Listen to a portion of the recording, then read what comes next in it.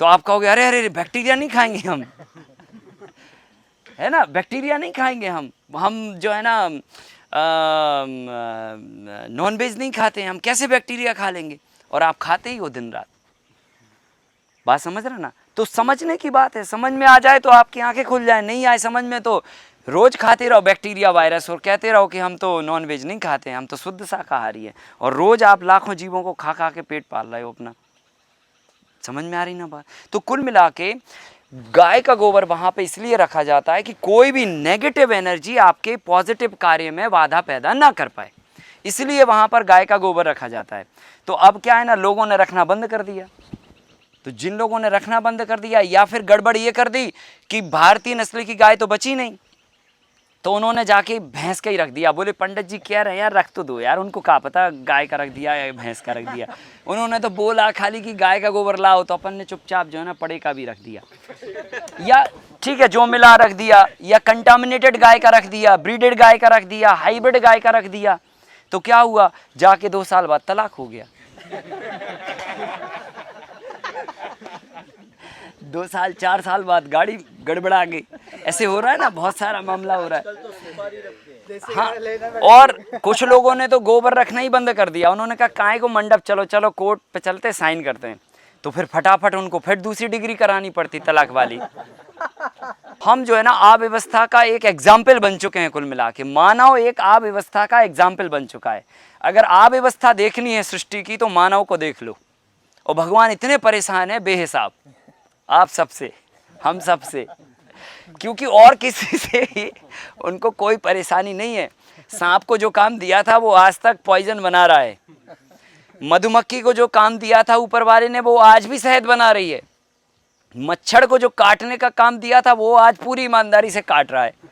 हर कोई अपना पूरा काम ईमानदारी से कर रहा है, बस इंसान को छोड़कर। इंसान हर मामले में हस्तक्षेप करके गड़बड़ करके अपने सूत्र घुसाने में लगा हुआ है। तो क्या हो रहा है, इसलिए व्यवस्था चौपट हो रही है, व्यवस्थाएं टूट रही हैं। हमें गाय के गोबर का इंपॉर्टेंस समझना चाहिए।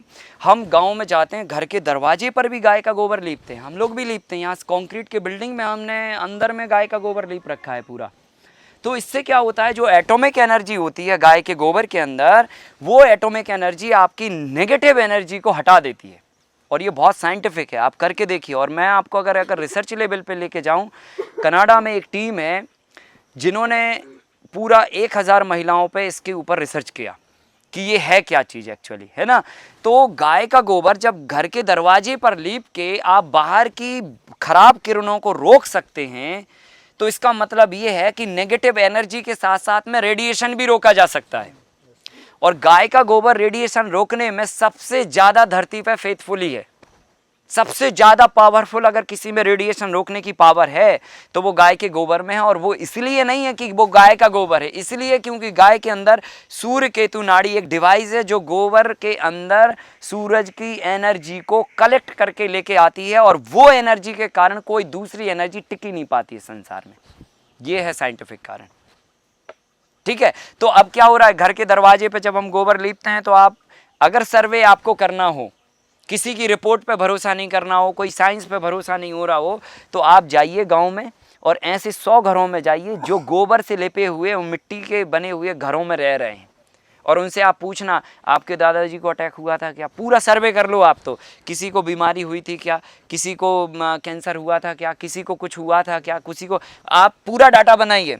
और उसी गांव में कंक्रीट में रहने वाले लोगों के पास जाइए आप, जो इन्होंने कंक्रीट के पक्के घर बना लिए, वहां पे जाइए आप, उनका सर्वे कीजिए कि उनके घर में कितना मेडिकल बिल लगता है, एक साल में कौन कौन कितनी बार अस्पताल जाता है।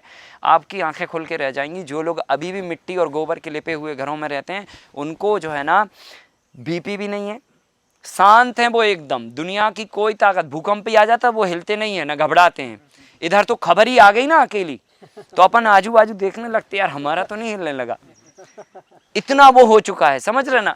तो उनके अंदर ना बीपी है, ना ब्लड प्रेशर है, ना शुगर है, ना डायबिटीज, मतलब कोई चीज नहीं है उनके अंदर, और बढ़िया से चंगे से जी रहे हैं, 100 साल के यार मजा ले रहे हैं, कोई दिक्कत नहीं है। नेपाल में हुआ था ना, जो गैस्ट्रिक हुआ था बहुत साल पहले। हाँ जी, इसके बाद रिसर्च हुआ था, इसमें ऐसे जो लोग के घर पे गोबर मट्टी के था, घर और गोबर से डेफिनेटली हुआ था, उनको डेफिनेटली इफेक्ट नहीं हुआ था। बहुत साइंटिफिक है ये, बहुत साइंटिफिक है। जब आप इसको जिएंगे ना तब रियलाइज कर पाएंगे आप। और मैं आपको एक बात अभी प्रैक्टिकल बता दूं, जो लोग अभी ड्यूरिंग द कोरोना गाय के संपर्क में रहे हैं, उनको ना तो कोई काढ़ा पीना पड़ा, ना तो उनको मास्क लगाना पड़ा, ना तो उनको डिस्टेंस बनाना पड़ा, ना तो उनको प्रोटोकॉल फॉलो करना पड़ा। और अगर ये बात आपको समझनी है गहराई से, तो आप गांव में जाइए और ऐसे बूढ़े बूढ़े लोगों से मिलिए जो बिल्कुल है मतलब ऐसे ऐसे कप रहे हैं, अब जाने की तैयारी। उनसे पूछनिए मास्क लगाया था क्या आपने, सोशल डिस्टेंस मेंटेन की थी क्या आपने, आप कितने लोगों से मिले, तो वो कहेंगे यार बैठे रहते हैं लोग तो यहाँ पे। लेकिन उनसे उनकी दिनचर्या पे अध्ययन करोगे तो वो सुबह 4:30 बजे बिस्तर छोड़ते हैं, पहले नंबर जाके गाय के पास जाएंगे, गोबर गारी करेंगे, उठाएंगे, ये करेंगे वो करेंगे, भूसा डालेंगे, 2-4 बार हाथ फेरेंगे, ये सब उनकी दिनचर्या है। और फिर आके अपने वो डेली रूटीन के काम नहा धो के पूजा पाठ करके और फिर 6-7 बजे तक वो अपने तैयार हो गए रूटीन कामों में। और कितनी उम्र है पता है, 90 साल 92 साल। और इधर हम 40 में करवट बदलते हैं 10 बार सुबह 4 बजे उठने में, 4 क्या 6 ही बजे उठने में 10 बार करवट बदलते हैं। तो ये चीज़ जो है ना आपको प्रमाण दे रही है कि गाय का गोबर कितना पोटेंशियल है, कितना एनर्जी है उसके अंदर, आपको केवल उपयोग करना है। तो कनाडा में जो रिसर्च हुआ, एक रिपोर्ट है, उन्होंने क्या किया, 100 ऐसी महिलाओं पर, बहनों पर प्रयोग किया जो गर्भवती थी और उनको लगातार गोबर के संपर्क में रखा गया। ठीक है, मतलब गोबर का लेप किया गया उनकी बॉडी पर। और डिलीवरी के समय पे देखा गया कि कितने ऐसे बच्चे हैं जो बिना गड़बड़ किए आ रहे हैं डायरेक्टली सीधे, और कितने ऐसे हैं जिन्होंने गड़बड़ की और उनको निकालना पड़ रहा है। तो उनका बोलना ये है कि हमने 1000 पे प्रयोग किया तो सब के सब नॉर्मल पैदा हो गए, सब के सब नॉर्मल पैदा हो गए। और अगर 1000 कोई भी आप उठा के देख ले जिन पे प्रयोग नहीं किया तो वो सभी हैं, वो तो चाहे आप गिनती 100 में कर लो चाहे 1000 में कर लो। तो ऐसे लोग जिन्हों पे कोई प्रयोग नहीं किया, उनमें अगर हम सर्वे करने बैठे तो उनमें से हर 10वां व्यक्ति अस्पताल में जाके चीरा फाड़ी से आ रहा है बच्चा, बिना उसके नहीं आ पा रहा है। तो कुल मिला के इतना ये साइंटिफिक है। और इसके पीछे का साइंस ये है कि जब भी कोई बच्चा अपने गर्भ में आता है, माँ के गर्भ में आता है, तो उसकी बॉडी वहाँ पर मैन्युफैक्चरिंग हो रही है। समझिए आप उस संरचना को, इतना सा गोला है, अभी पूरा बॉडी बननी है, उसका पूरा नर्वस सिस्टम बनना है, पूरा वायरिंग बननी है, पूरा वायरिंग कौन सा वायर कहाँ जुड़ेगा ये फिक्स होना है। समझिए आप, आपके शरीर में कितना नर्वस सिस्टम है, कितना बारीक तंत्रिका तंत्र है आपको नहीं पता, आप तो बस मतलब मजा लेते हैं। अभी शरीर के अंदर जाके देखोगे तो आपको समझ में आएगा, इतना बारीक सिस्टम है। 72,72,0310 नस नाड़ियां हैं आपकी बॉडी के अंदर। सोचिए 72,72,0310 नस नाड़ियां, और इतने से शरीर की जब मैन्युफैक्चरिंग हो रही है, 72 करोड़ में से एक भी नाड़ी अगर इधर उधर डिसमिस हो गई तो पता चला आपको दिखेगा नहीं। और अगर दिख रहा है तो आप सुन नहीं पा रहे, अगर सुन रहे हैं तो समझ नहीं पा रहे, क्योंकि वायर कहीं का कहीं जुड़ गया। बात समझ रहे ना, इतने सारी वायरिंग में एक भी फॉल्ट हो गया अगर, तो आप सोचिए कि मतलब जो है ना मंदबुद्धि भी हो गए हम सोच नहीं पा रहे। अगर सोच रहे तो हमारे दिमाग को सिग्नल नहीं पहुंच पा रहे। कुछ भी हो सकता है लाइक दिस, कुछ भी है ना। आप सोचिए कितना बारीक सिस्टम वहाँ पर मैन्युफैक्चरिंग होता है। अब हम लगे हैं, क्योंकि अब कोई भी महिला जब गर्भवती हो गई तो अब वो ऐसे मान लेती है कि अब हमारी छुट्टी हो गई जी, मतलब अब हमें काम नहीं करना, ऐसे मतलब टेंडेंसी बन चुकी है। तो हंसिए मत, मतलब सुनिए और समझिए भी ये बात को। मैं ये नहीं कह रहा हूँ कि यहाँ पर जितने लोग हैं उनके घरों में भी ऐसा हुआ या जो बहनें हैं उनके साथ भी ऐसा हुआ, पर मैं बोल रहा हूँ जनरल बात बोल रहा हूँ। ऐसे होता है कि अभी जी कोई काम नहीं करना, अब थोड़ा संभाल के रहना है, ऐसे हम लोग करने लगते, उल्टा करते हैं हम लोग। और हमें उल्टा काम करना चाहिए, ज़्यादा एक्सरसाइज करना चाहिए, प्रॉपर हमें हर एक काम से जुड़े हुए रहना चाहिए। ठीक है, आप हथौड़ा मथौड़ा मत चलाइए, पर जनरल जो काम है वो एक्टिविटी बंद मत करिए। दूसरी बात, मोबाइल तो बिल्कुल भी मत छूइए उस बीच में। और हम उल्टा करते हैं, एक्टिविटी ख़त्म कर देते हैं और मोबाइल, क्योंकि जब हम कोई काम नहीं करेंगे तो कुछ तो करेंगे, कुछ तो करेंगे। तो क्या करो, चलो मूवी देखते हैं, है ना, इधर लैपटॉप उधर टीवी इधर मोबाइल। ठीक है, तो सुबह बिल्कुल नाश्ते में मोबाइल और दोपहर को टीवी और रात्रि को लैपटॉप। तो कुल मिला के हम दिन भर जो है ना रेडिएशन से अपने बच्चे की मैन्युफैक्चरिंग कर रहे होते हैं। अब ये जो इतना बारीक नर्वस सिस्टम है, अगर आप दिन रात मोबाइल के संपर्क में रहिए जो ज़्यादा रेडिएशन क्रिएट करता है, तो आप शाम को पक जाएंगे। आपको लगेगा यार आप कोई फ़ोन ना करे, आप कोई बात ना करें, ऐसे आपको फील होने लगेगा। ये जो फील होना है ये आपके शरीर ने, आपके दिमाग ने बोल दिया कि अब हम झेल नहीं सकते हैं, और ऐसा स्ट्रेस लेवल आपका बढ़ जाता है। आप देखते हैं जब आप लगातार कंप्यूटर पर काम कर रहे हैं, इंटरनेट के संपर्क में लगातार कुछ ना कुछ देख रहे हैं, लगातार कुछ ना कुछ काम कर रहे हैं, तो आपको ये ऐसे हेडेक होने लगता है। ये हेडेक का मतलब ही है कि आपका नर्वस सिस्टम अब वीक हो गया, अब ये काम करने को तैयार नहीं है, रेडिएशन लेवल बढ़ गया अब आपका। तो आप क्या करते हो, मोबाइल बंद करके स्विच ऑफ करके सो जाते हो, फिर सुबह उठते हो तो सही हो जाता है फिर ऑटोमेटिकली। तो क्या हो रहा है ना, ये रेडिएशन जब आपके नर्वस सिस्टम पर प्रभाव डाल सकता है, जब आप इतने स्ट्रांग हो चुके हैं, 20-50 साल के हो चुके हैं, मजबूत हो चुका आपका स्ट्रांग सिस्टम, तो उसके बारे में सोचिए ज़रा। जब वो इतना सा है और इतनी करोड़ नाड़ियाँ उसकी नर्वस सिस्टम बन रहा है और उसको हम लेके और चला रहे हैं, तो मोबाइल का जो रेडिएशन है वो उसके पेट इफेक्ट डालता है उसकी बॉडी पे, और उसका नर्वस सिस्टम वही वीक हो जाता है, तो वो निकलता ही नहीं है, निकालना पड़ता है। और निकल आया तो फिर वेंटिलेटर पे डालो, उनने कहा सांस नहीं ले पा रहा, मशीन पे रखा है जी बच्चा, 7 महीने का आ गया, 6 महीने का आ गया। ये सब डिसऑर्डर्स इतने सारे बढ़ जाते हैं बेहिसाब। तो आप सभी लोगों को ये बात ध्यान में रखना चाहिए। कभी भी जो भी आप सबके घर में कोई भी बहन अगर गर्भवती होती है तो उसको मोबाइल के संपर्क में रहने से रोकिए आप, जितना संभव प्रयास हो सकता है। झगड़ा करना, रोज़ झगड़ा करिए, कोई बात नहीं, लेकिन आप मोबाइल के संपर्क में रहने से रोकिए। बच्चा स्ट्रांग पैदा होगा, मंदबुद्धि पैदा नहीं होगा, और मतलब जो है ना वो अच्छा सोचेगा, क्रिएटिव माइंड पैदा होगा, ये सब चीज़ें उसके अंदर आएंगी। नहीं तो नर्वस सिस्टम पेट में ही अगर वीक कर दोगे ना, तो साल भर बॉर्नवीटा पिलाते रहोगे ना और दुनिया भर की टैबलेट खिलाते रहोगे, कुछ नहीं फर्क पड़ने वाला, क्योंकि मैन्युफैक्चरिंग हो चुकी है। समझ गया ना, गड़बड़ी हम वहीं पे करते हैं, वहाँ पर हम उल्टा सोचते हैं। तो इसलिए हमेशा गाय के गोबर के संपर्क में भी रहिए, गाय का दूध पीते रहिए, और हमेशा रेडिएशन से बचाव रखिए अपना जितना हो सकता है, मिनिमम से मिनिमम। बहुत इमरजेंसी वाला नहीं तो वो एंड्रॉयड फ़ोन ना लेके वो छोटा वाला फ़ोन ले लो जिसमें जो है ना वो फ़ोटो वोटो का चलता ही नहीं है सिस्टम। अगर बात करनी है तो जी ठीक है, उससे करो। इस तरह से बचाव करना चाहिए, ये आपके लिए बहुत फ़ायदा करेगा। आप अंदाज़ा करना, बच्चे अच्छे निकलेंगे आपके। तो ये चीज़ जो है ना बहुत इफ़ेक्ट करती है।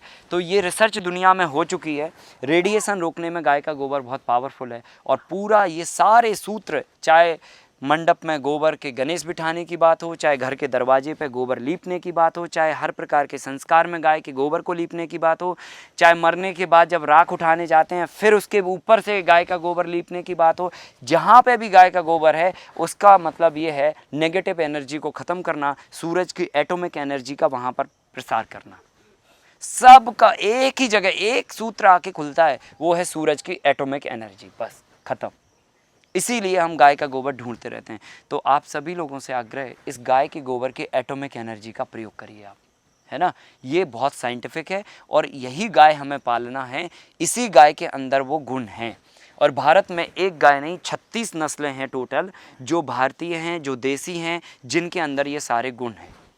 ठीक है, अब गाय की आ जाते हैं हम पहचान। ये तो हो गई महत्व की बात, इम्पोर्टेंस समझ में आ गया। इसको किसी आप धर्म से, जाति से, रिलीजियस से, किसी भी है ना छोटे बड़े व्यक्ति के साथ में मत जोड़िए, क्योंकि कोबरा सांप जब आ जाता है ना तो बाइडेन को भी वही पॉइजन देगा, वही पॉइजन आपको देगा। वो ये नहीं सोचेगा कि ये तो प्रेसिडेंट है या तो प्राइम मिनिस्टर है या तो एमएलए है, एमपी है, सरपंच है, तो जी इसको बख्श दो, या इसको ये वाला पॉइजन नहीं दूसरा निकालो या थोड़ा कम दो। ऐसे नहीं होता है। सृष्टि अपने एक नियम पे काम करती है, समझ गए ना।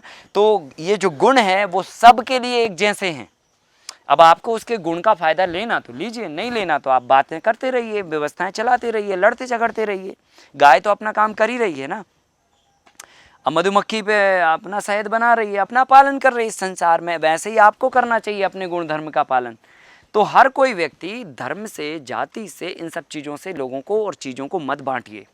ये कुदरत का यूनिवर्सल लॉ है और ये संसार के हर जीव पे काम करता है, इंसान पे काम नहीं करता है। मैं जीव की बात कर रहा हूँ। जीव मतलब बैक्टीरिया, वायरस पे भी वही नियम लागू हैं, पेड़ पौधों पर भी हैं, आप पर भी वही नियम लागू हैं। तो काय का डेफिनेशन यार, काय का डिफरेंस। मैं तो कहता हूँ आप एक वायरस ही हो। एक वायरस है जो दूध से दही बनाता है, एक वायरस है जो बिल्डिंग बनाता है, बात खत्म। उसको जीने के लिए भोजन पानी हवा चाहिए, आपको भी जीने के लिए भोजन पानी हवा चाहिए। आप भी जनरेशन पैदा करते हो, वो भी जनरेशन पैदा करता है। क्या डिफरेंट है दोनों में? गुण का ही तो अंतर है, और क्या अंतर है बताइए आप? जीवन जीने के सूत्र एक जैसे, मैन्युफैक्चरिंग बॉडी एक जैसी, उसका भी 5 एलिमेंट से शरीर बना, आपका भी 5 एलिमेंट से बना। आप भी खाते हो, डाइजेस्ट करते हो, वो भी खाता डाइजेस्ट करता है, वो भी अपनी जनरेशन पैदा करता है, आप भी अपनी जनरेशन पैदा करते हो। बस अंतर इतना है, आप बिल्डिंग बना देते हो, वो जो काम सौंपा केवल वही करता और कुछ नहीं करता। बस इतना अंतर है और कुछ भी नहीं। तो गुण है बस। ईश्वर ने आपको कलाएं दी हैं, रचनात्मक बॉडी बनाई आपकी बॉडी के अंदर, मतलब आपके अंदर जो कला दी वो रचनात्मक सृजनात्मक कला दी।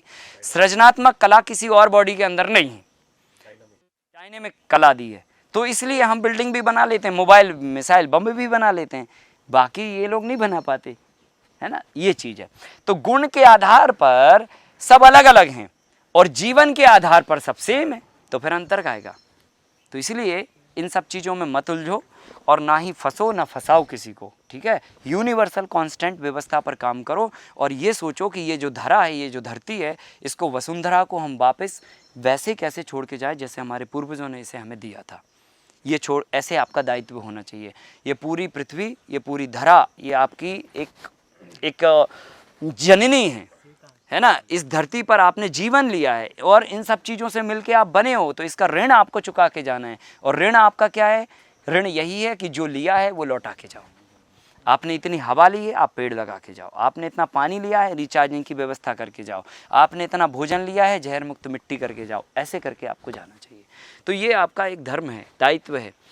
खैर, तो ये हमने गाय के महत्व के बारे में बात की।